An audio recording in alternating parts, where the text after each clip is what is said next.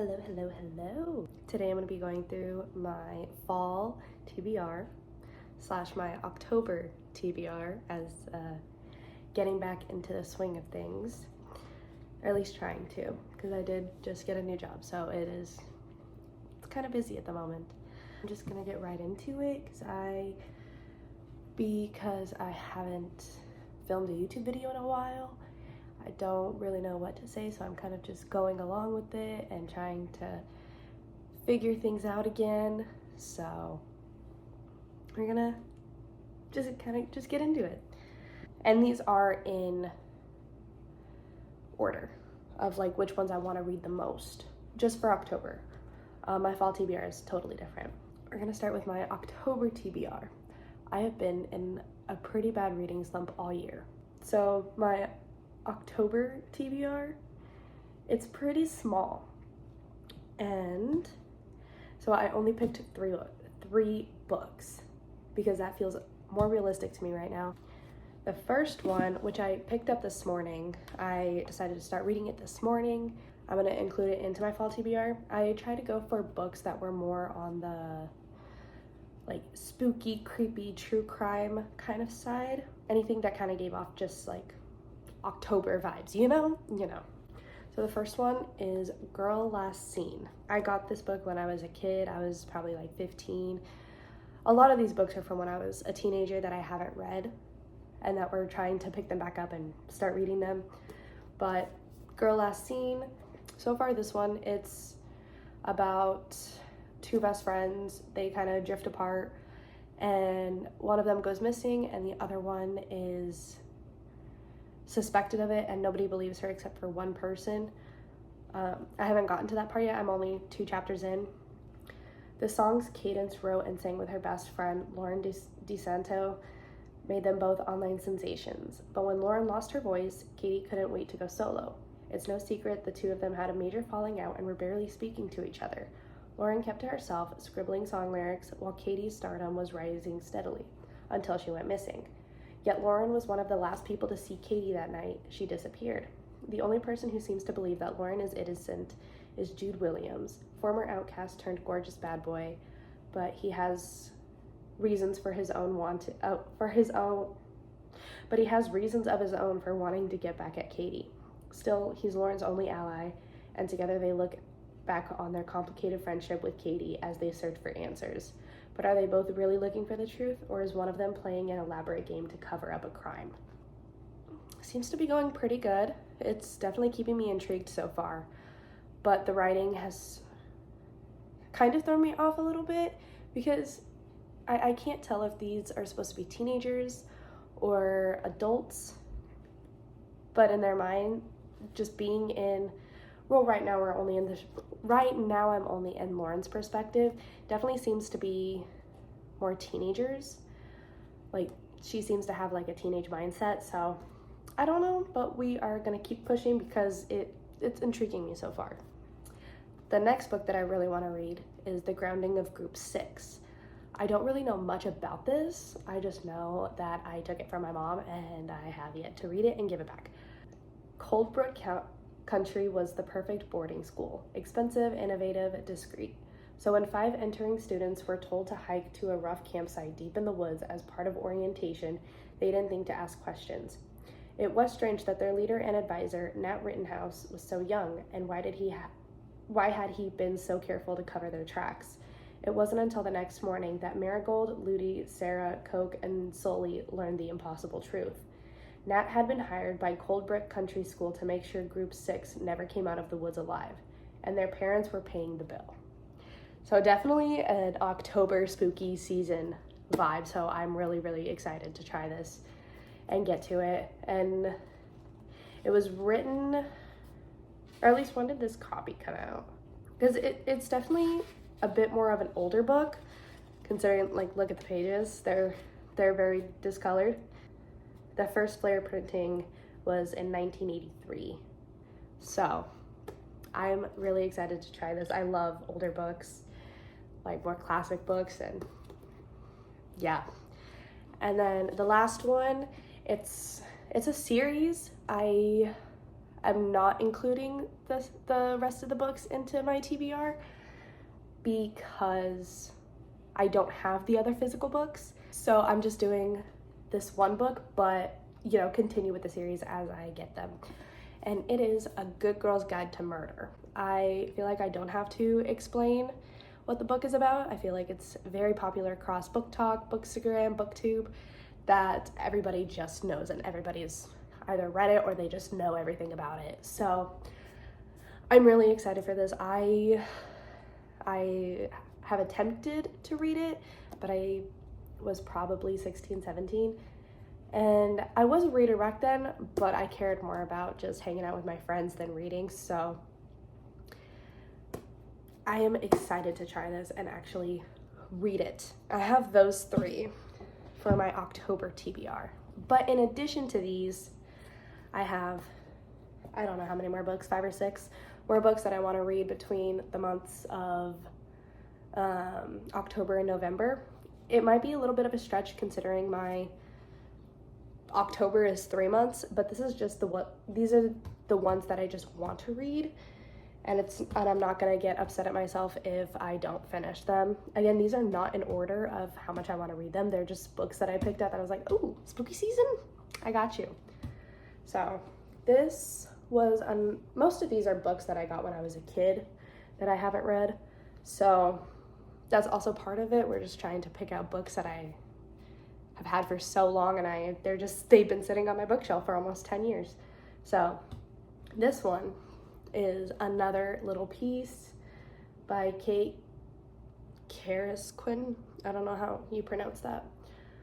A reckless wish taken from the darkest desires of the heart, a bloody razor engraved with the names of girls who turn to dust, an endless cycle that feeds off loneliness and craves destruction. Together, these pieces form a twisted puzzle that Annalise has to solve, trapped in a body that isn't hers, with no memory of how she got there. She must unlock the secrets of her past in order to escape the horrors of her future. I have tried to read it. I've gotten a couple chapters in, but I think I just got myself so confused because I've always been a romance reader, not a thriller reader. So we are just going to try it out.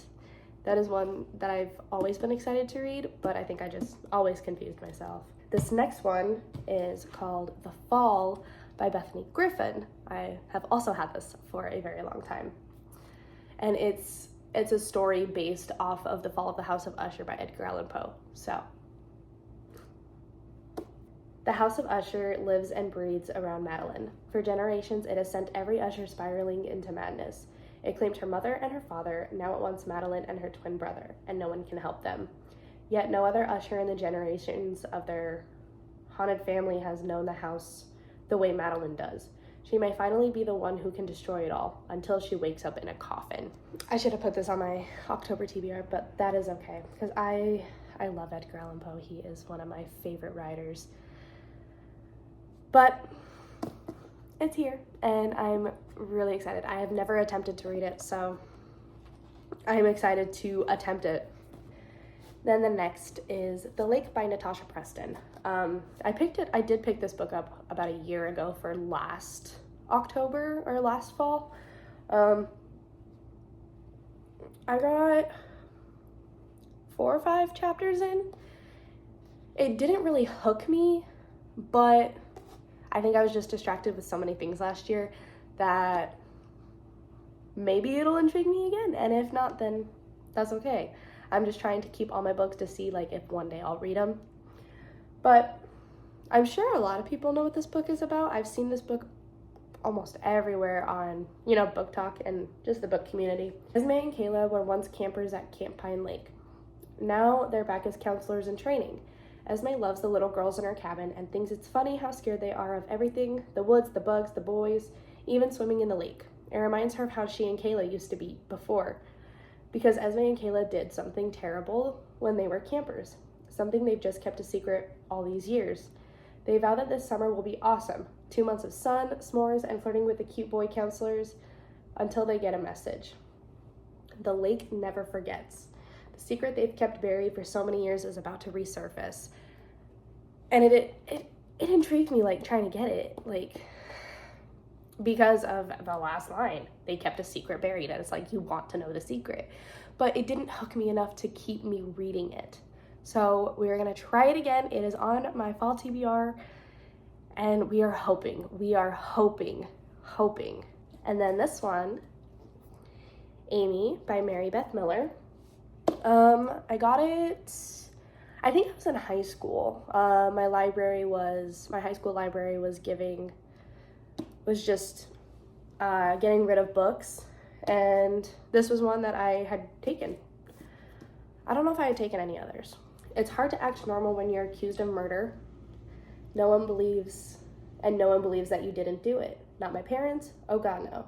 That would be a social gaffe. To support your daughter when she's on trial for murder. Not my friends. They didn't even come to the trial, except when they had to testify. They didn't stand up for me or meet my eyes once during the whole thing. The closest anyone came to really looking at me was when Chard had to point at me, but he didn't meet my eyes, not even when he left the stand. So I stood alone. I stood without Amy because she couldn't stand with me. What did I get out of supposedly helping her? Loneliness. I am cut off from my best friend forever. She also took away all of my other friends and even my family. She even tried during the last night to take charge from me. I didn't think it could happen. Friends don't commit suicide. They don't die. I don't really have any comments about this. I'm excited. So we'll see. And then the last one, it was a book that I got a couple years ago. I was subscribed to Book of the Month for a while. It was one that came in my Book of the Month. The Last Party by Claire McIntosh.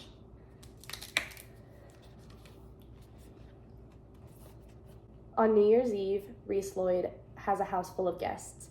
His vacation home on Mirror Lake are a success, or his vacation homes on Mirror Lake are a success, and he generously invited the village to drink champagne with their wealthy new neighbors. But by midnight, Reese will be floating dead in the freezing waters of the lake. On New Year's Day, Fionn Morgan, has a village full of suspects. The tiny community is her home, so the suspects are her neighbors, friends, and family, and Fionn has her own secrets to protect. With a lie uncovered at every turn, soon the question isn't who wanted Reese dead, but who finally killed him. In a village with this many secrets, murder is just the beginning. I've seen this floating around, not often, but I've seen it floating around in the book community. I don't think I've heard good or bad reviews. I kind of tend to skip on reviews. I don't really like to give reviews. I like to keep those kind of just to myself and in my head, but maybe we will just get past that and just talk about it. But this is also another excitement of what I'm hoping my fall TBR to look like.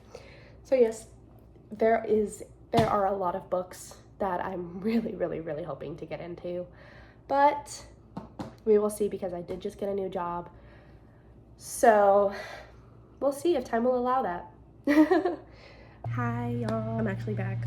I am adding 3 new books because I decided that one of the books, well, I kind of skimmed over my books, but I'm adding 3 different ones in place of it. So I got rid of The Grounding of Group 6 because I found 3 other books that I think are going to fit better. And one of them is The Vanishing Game by Kate K. Myers. I've had this one also for as long as I can remember. This one looks interesting. So about the book, it's all in cryptic letter or cryptic notes, or it's in a cryptic note. But Jocelyn thought Jack was dead. Then he started writing her letters. The bond between twins is unmistakable. For Jocelyn and Jack, that bond was all they had. But now Jack is dead. Then Jocelyn receives a letter from Jason December, Jack's old code name. Only one other person knows about Jason December, Noah, Jocelyn's childhood crush. But he isn't the one contacting Jocelyn. The 2 of them return to Seal House, the frightening foster home where they all live together. Seal House has more secrets than they could have imagined. Now it seems that Jack faked his death, and Jason's letters are cryptic clues leading to his whereabouts. But someone else is looking for him, someone dangerous. Jocelyn and Noah must race to find Jack. That is, if he's alive. Now the cryptic letters, they're all in bold. I'm gonna go in and kind of read those.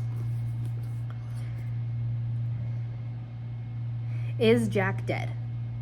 No, he has secrets and cryptic clues for Jocelyn to find if he's alive. So, I don't know why I got a few chapters in. I'm excited to read that one. And the next one is The Silent Patient by Alex Michaelides. I think that's how you pronounce it. Alicia Berenson's life is seemingly perfect until one night when her husband Gabriel returns home late from work, and Alicia shoots him 5 times in the face and then never speaks another word. Her refusal to talk or give any kind of explanation turns a domestic tragedy into a mystery that captures the public imagination. And she, the silent patient, is hidden away from tabloids at the Grove, a secure psychiatric unit in North London. Criminal psychotherapist Theo Faber is captivated by Alicia's story and jumps at the opportunity to work with her. His determination to get her to talk and unravel the mystery of why she shot her husband will take him down a path more unexpected and more terrifying than he ever imagined. But now I'm also excited to read that. And then the Southern Book Club's Guide to Slaying Vampires. I don't really know anything about it. Patricia Campbell's life has never felt smaller. Her husband is a workaholic, her teenage kids have their own lives, her senile mother-in-law needs constant care, and she is always a step behind on her endless to-do list. The only thing keeping her sane is her book club, a close-knit group of Charleston women united by their love of true crime. Then James Harris walks into her life during the summer of 1993. He makes her feel things she hasn't felt in years. But when children on the other side of town go missing, Patricia wonders if he's connected. Is he a Brad Pitt, a Bundy, or something much worse? So I have definitely heard a lot of things about this book. It was supposed to be a read for one of my family's book clubs, but a couple of them have gotten through it and they said, do not read it. Do not read it. So, but I really want to try it out and see if I am one of the lucky ones that actually like the book. I have heard good things about it, but I've also heard a mix of like absolute hatred. So I've never really heard like anything in between. It's always been hate it or love it. So I want to try it out. So I'm adding these books into my fall TBR. Yeah, that's gonna be all for today. I again am, as you guys have heard me say endlessly in this video, I'm excited to get to these books, and I really hope that they're a success, and I hope I don't DNF any of them. I tend to just try to push through it until I can't, but I hope that that's not the case. I hope that I get intrigued by all of them and I just push through it. But I will also be making a video of just going through my TBR, of like reading through my TBR, and once I complete it, it'll be up. But again, that's going to be all for today, so I will see you guys in the next video. Okay. Bye!